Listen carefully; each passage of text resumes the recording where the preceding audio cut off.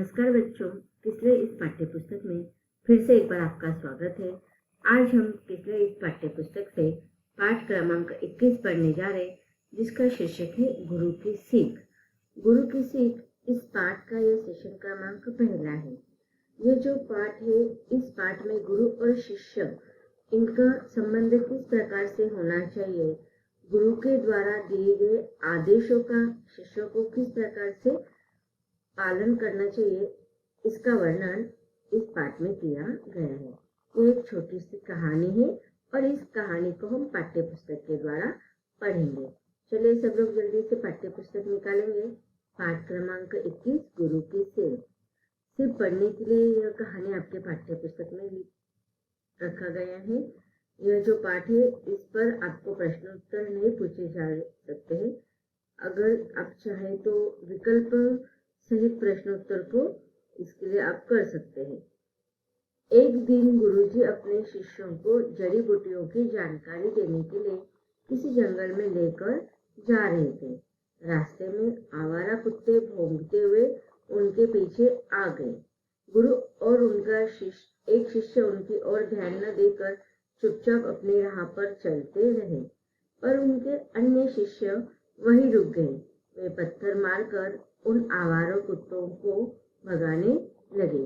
अब देखिए, यहाँ पर गुरु अपने कुछ शिष्यों को लेकर जंगल में लेकर जा रहे थे। क्यों लेकर जा रहे थे? क्योंकि गुरु को अपने शिष्यों को महत्वपूर्ण उपयोगी जड़ी बूटियों की जानकारी देनी थी, और इसी कारण गुरु अपने शिष्यों को जंगल में ले जा रहे थे। लेकिन क्या हुआ, रास्ते में जब वो जा रहे थे तो वहां पर जो आवारा कुत्ते जो होते हैं रास्ते में, वह उन गुरु शिष्यों को मिल जाते हैं। अब कुत्ते हैं वो उन पर भौंकने लग जाते हैं और उनके पीछे पीछे चलने लगते हैं। अब गुरु और उनका एक शिष्य जो है ना, वह कुत्तों के भौंकने की तरफ ध्यान नहीं देता है, और वो पीछे आ रहे या नहीं आ रहे उसकी तरफ भी वह ध्यान नहीं देते हैं। वह जंगल के रास्ते में अपने कार्य के लिए चल पड़ते हैं। लेकिन गुरु के जो अन्य जो शिष्य थे ना, वो क्या करते हैं, वहीं पर रुक जाते हैं और उन आवारा भौंकते हुए कुत्तों पर पत्थर मारने लगते हैं और उन कुत्तों को भगाने का प्रयास करने लगते हैं। तो उस समय गुरु और वो जो शिष्य था वो तो आगे चल पड़ते हैं, लेकिन जो अन्य शिष्य थे जो आवारा कुत्तों के भगाने के पीछे लगे हुए थे, वो थोड़ा पीछे रह जाते हैं। उन्हें भगाकर वे जैसे ही आगे बढ़े, अचानक एक बंदर उनके रास्ते में आ गया। अब देखिए क्या हुआ, भौंकते हुए आवारा कुत्तों को तो उन्होंने भगा दिया, लेकिन उस दरमियान क्या हुए, गुरु अपने एक ही शिष्य के साथ जंगल में आगे चल चुके थे और जो अन्य शिष्य थे वो निरर्थक कामों में व्यस्त हो गए। जैसे ही उन्होंने कुत्तों को भगा दिया, वो आगे जंगल के रास्ते में बढ़ने लगे। लेकिन अचानक से क्या हो गया, एक बंदर उनके रास्ते में आ गया। वे उसे भी पत्थर मारने लगे। बंदर तभी वहां से भागा नहीं। अब जो आवारा कुत्ते थे वो शिष्यों के द्वारा पत्थर मारने पर वहां से भाग जाते हैं, लेकिन बंदर जो है वह शिष्यों के द्वारा पत्थर मारने पर नहीं भागता, वहीं पर वो रहता है। वह उन शिष्यों से चिढ़ गया था। बहुत देर तक वे उस बंदर से ही उलझे रहे। अब देखते कहानी में आगे क्या हुआ। जब वे जंगल में पहुंचे तब तक बहुत देर हो चुकी थी। जब वे अपने गुरु के पास आए, गुरु ने उनकी ओर देखा भी नहीं।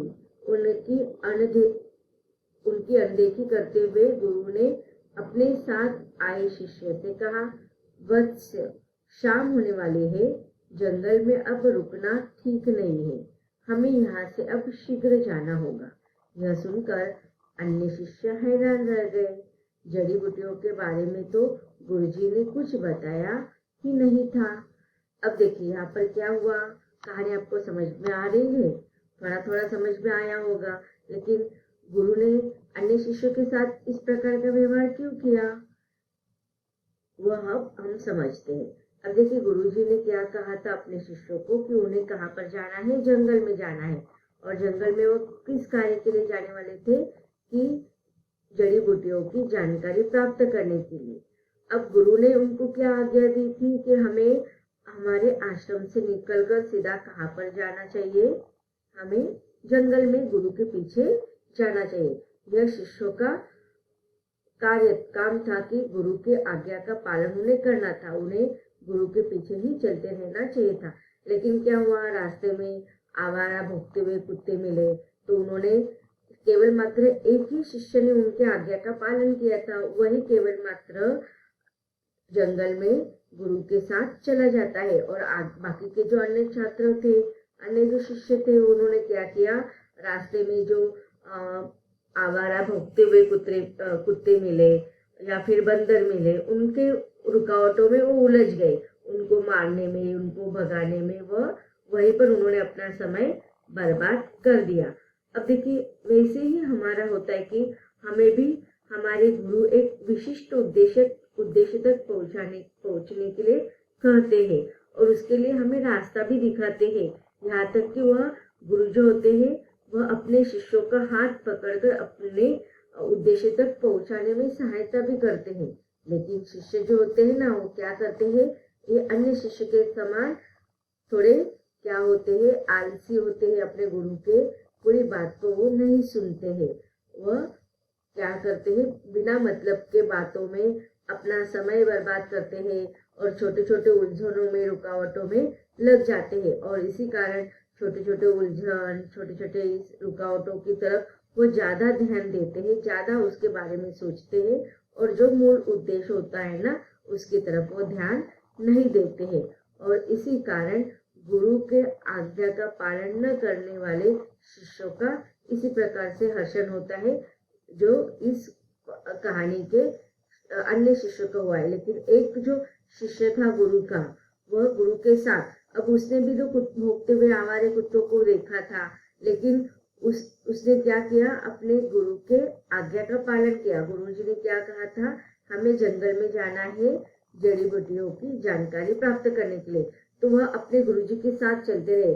उसने उस समय आने वाले अन्य मुसीबतों के तरफ, अन्य रुकावटों की तरफ ध्यान नहीं दी। उन्होंने उस शिष्य ने, केवल मात्र एक शिष्य ने क्या किया था, अपने गुरु का आज्ञा का पालन करते हुए गुरु के दिखाए हुए वो रास्ते पर, मार्ग पर चल रहा था। उसका केवल एक ही उद्देश्य था, उसका केवल एक ही लक्ष्य था कि अपने गुरु के द्वारा दी गई आज्ञा का पालन करना। अब गुरु जी का आज्ञा कौन सी आज्ञा दी थी कि जंगल में जाना है और जड़ी बूटियों की जानकारी प्राप्त करना है। तो वह केवल मात्र एक ही शिष्य ने उसके गुरु के आज्ञा का पालन किया।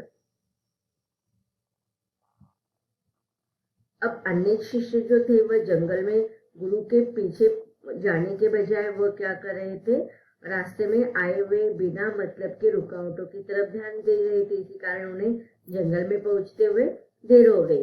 अब जबकि वो अपने गुरु के पास गए तो गुरु को बुरा लगा था ना कि उन्होंने क्या किया था, अपने गुरु के आज्ञा का पालन नहीं किया था। इसलिए गुरु जी ने भी उनकी बातों को आते हैं तो उनकी तरफ देखकर भी अनदेखा कर दिया।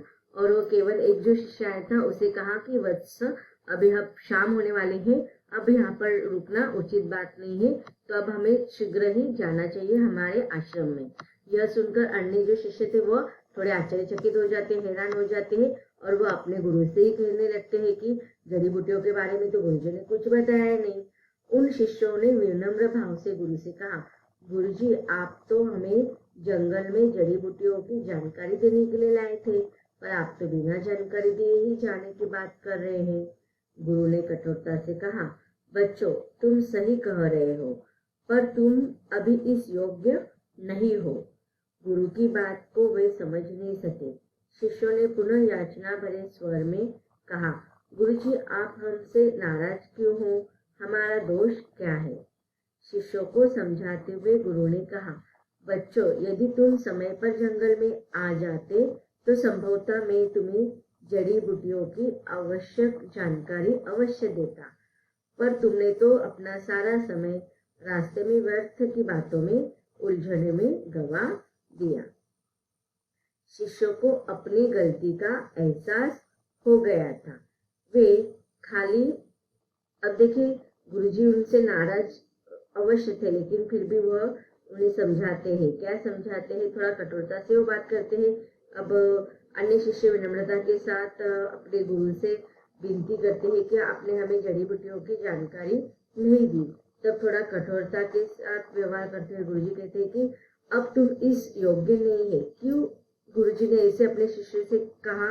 क्योंकि समय पर उन्होंने जो कार्य करना चाहिए था वो नहीं किया था, अर्थात समय का दुरुपयोग भी किया और समय का महत्व उन्होंने नहीं जाना। और इसीलिए गुरु ने अपने अन्य शिष्यों से कहा कि अब तुम यह जानकारी हासिल करने के योग्य नहीं हो। आगे भी वो कहते हैं कि जब शिष्यों के द्वारा पुनः पुनः याचना की जाती है तो गुरु की बात को वो नहीं समझ पाते हैं, तो उन्हें पता नहीं चल रहा था कि गुरु उनसे क्यों नाराज है। तो वो सामने से पूछते हैं, याचना वाले स्वर में वो अपने गुरु से पूछते हैं कि हमारा दोष क्या है गुरुजी, आप हमसे क्यों नाराज हो। तब शिष्यों को समझाते हुए गुरुजी कहते हैं कि बच्चों, यदि तुम समय रहते हुए जंगल में आ जाते तो संभवतः तुम्हें जड़ी बूटियों की जानकारी अवश्य मिल जाती, लेकिन तुमने क्या किया? जो समय तुम्हें आवश्यक बातों पर ध्यान देने के लिए देना चाहिए था, वो तुमने क्या किया? रास्ते में व्यर्थ की बातों में, उलझनों में गवा दी।